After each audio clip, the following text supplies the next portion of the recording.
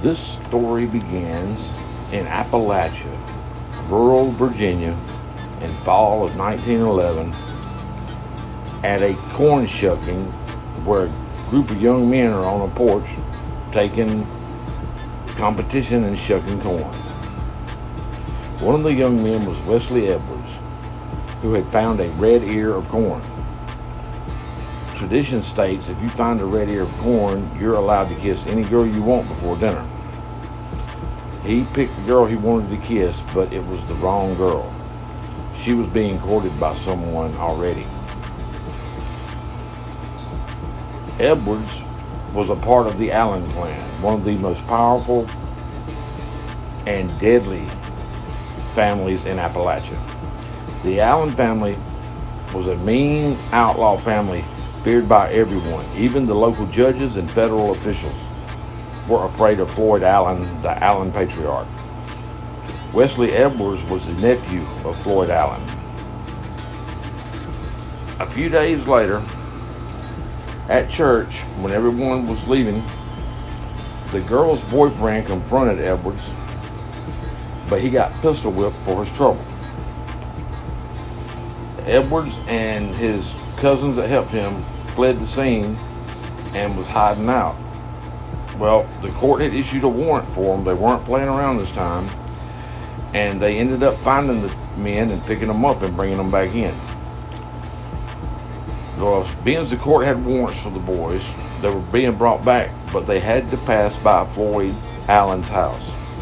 And when the boys were right there in his drive, Floyd Allen stopped the procession and told the jailers that they were not going to take the boys any farther, and he took them without their consent.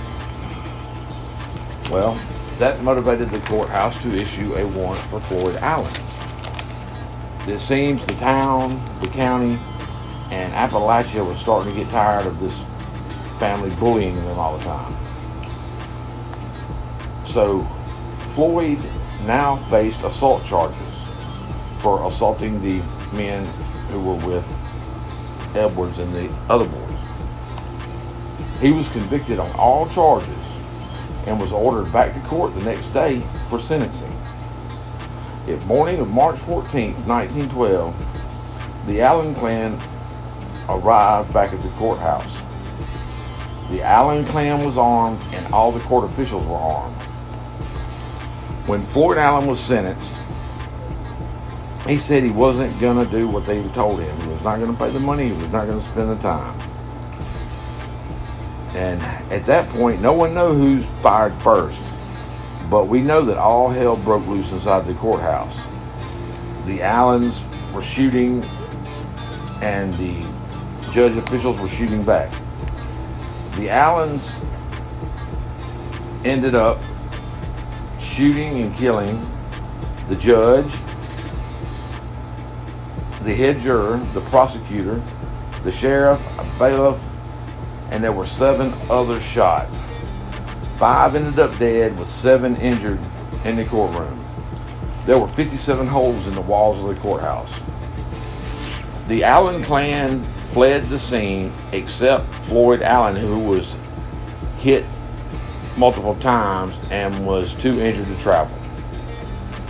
The next morning they captured Floyd at the local motel. The others were slightly harder to catch. It took 10 months to find all of them, but the last one that they had in custody was actually Wesley Edwards, who was actually the last to be caught. Only one of the 8 Allen family clan was acquitted, with 2 Allens dying by electric chair, one of those being Floyd Allen. Ironically, 10 years later, the Virginia governor at the time shockingly pardoned the Allen clan of all charges. This was one of the deadliest families in Appalachia, maybe in the whole U.S., and this is one of the deadliest shootings in Appalachia, as well as in a courthouse in the United States.